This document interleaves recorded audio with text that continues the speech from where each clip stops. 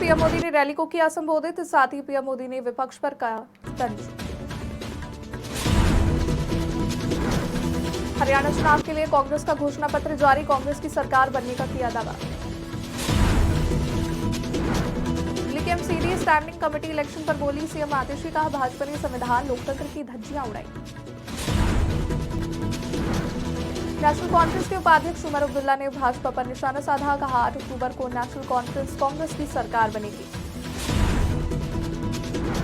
चुनाव आयोग ने की महाराष्ट्र चुनाव तैयारियों की समीक्षा, राजीव कुमार ने राजनीतिक दलों और अधिकारियों से की मुलाकात। नमस्कार, मैं गौरी वर्मा, आप सभी का स्वागत है। देख रहे हैं आप आज की खबर। प्रधानमंत्री नरेंद्र मोदी आज जम्मू पहुंचे। इस दौरान पीएम ने जम्मू में एक रैली को संबोधित किया। जम्मू में एक जनसभा को संबोधित करते हुए पीएम मोदी ने कहा कि आज की जो कांग्रेस है वो पूरी तरह से शहरी नक्सलियों के कब्जे में है। विदेशों से घुसपैठियां यहां आते हैं तो न जाने क्या कारण है कि कांग्रेस को अच्छा लगता है, उनमें इनको अपना वोट बैंक दिखता है, लेकिन अपने ही लोगों की पीड़ा पर वो इनका भद्दा तरीके से मजाक उड़ाते हैं। आज की जो कांग्रेस है वो पूरी तरह अर्बन नक्सलियों के कब्जे में है। जब विदेशों से घुसपैठिए यहां आते हैं तो न जाने क्या कारण है, कांग्रेस को अच्छा लगता है, उनमें इनको अपना वोट बैंक दिखता है, लेकिन अपने ही लोगों की पीड़ा पर ये उनका भद्दे तरीके से मजाक उड़ाते हैं।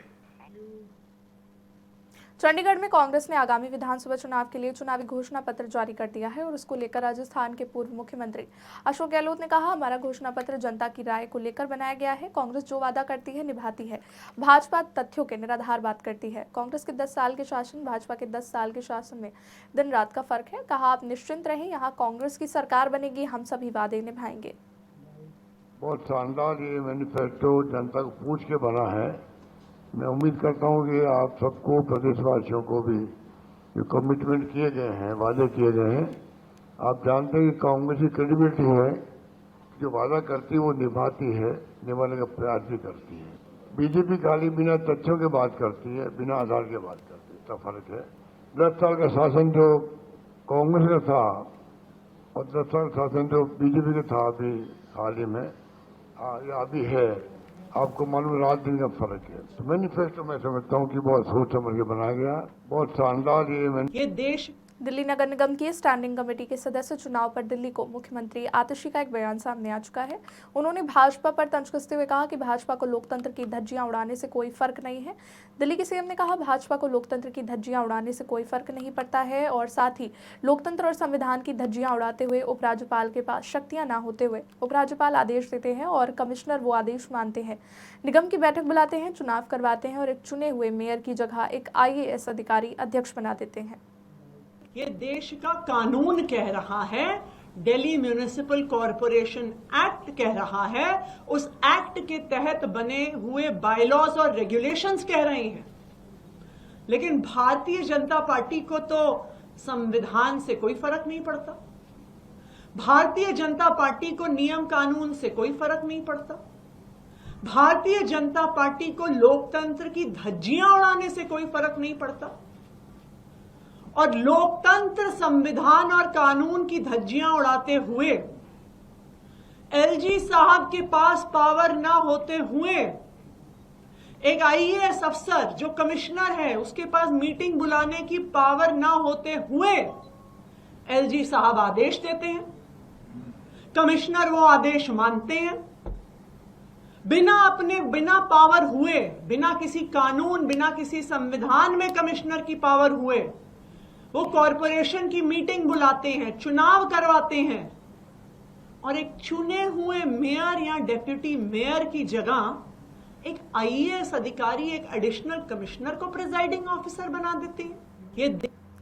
नेशनल कॉन्फ्रेंस के उपाध्यक्ष और गंदरबल और बड़गाम विधानसभा क्षेत्र से उम्मीदवार उमर अब्दुल्ला का बयान सामने आया है। उन्होंने भाजपा पर जमकर निशाना साधा, कहा कि ज्यादातर सीटों पर चुनाव नहीं लड़ रहे हैं, जम्मू में भी ज्यादा सीटें नहीं जीतेंगे, फिर वो अपनी सरकार कैसे बनाएंगे। अगर उनका इशारा यही है कि उन्होंने BCDE टीम को यहाँ लाकर लोगों को धोखा देने का फैसला लिया है, तो लोग अब समझदार हो चुके हैं। पहले 2 चरणों के नतीजे ये बताते हैं कि 8 अक्टूबर को नेशनल कॉन्फ्रेंस कांग्रेस की सरकार बनेगी। 8 अक्टूबर को भाजपा का प्रदेश अध्यक्ष भी अपनी सीट नहीं बचा पाएगा, सरकार बनाना दूर की बात है।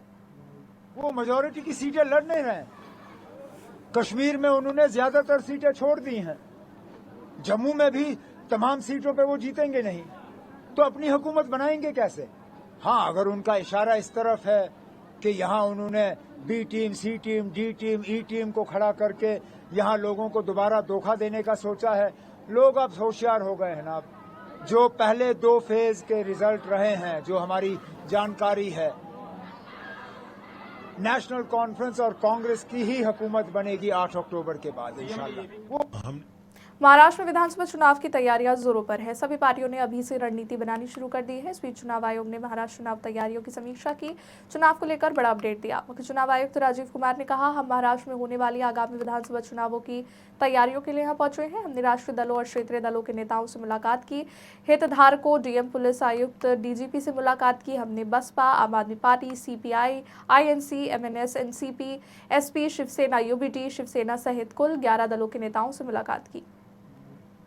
भी राजनीतिक दलों से मुलाकात की, जिसमें सभी नेशनल पार्टीज थी, रीजनल पार्टीज थी। सभी स्टेक होल्डर्स से मुलाकात की, जिसमें सारी एनफोर्समेंट एजेंसीज, जिनके बारे में मैं विस्तृत रूप से आपको बताऊंगा, all the district magistrates, commissioners of police, chief secretary, DGP, all the senior officers who are responsible for creating facilities at the polling stations and also making arrangements. We met all. We directed everyone about what is expected of them. So let me first start with the political parties. We met BSP, AAP, CPIM, Indian National Congress, NPP, MNS, NCP, SP, Shiv Sena UBT, total 11 parties.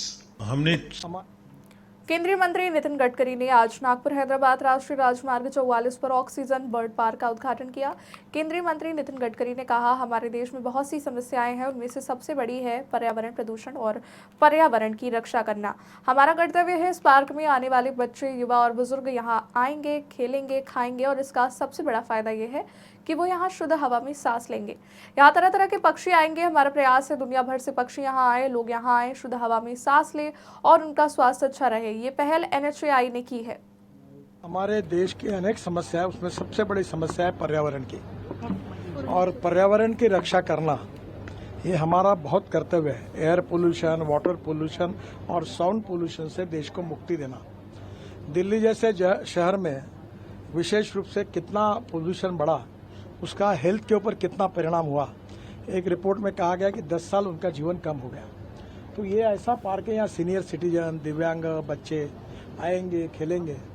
अच्छा restaurant भी बना हुआ है, और विशेष रूप से सबसे बड़ा फायदा ये है कि यहाँ वो आने के बाद ऑक्सीजन लेंगे, क्योंकि यहाँ की हवा बहुत शुद्ध है और अपने घर के तरफ की हवा बहुत फर्क है। दूसरी बात, ये बर्ड अलग अलग प्रकार के आएंगे। वो तालाब भी बनाया है, और यहाँ फ्रूट्स के पेड़ है।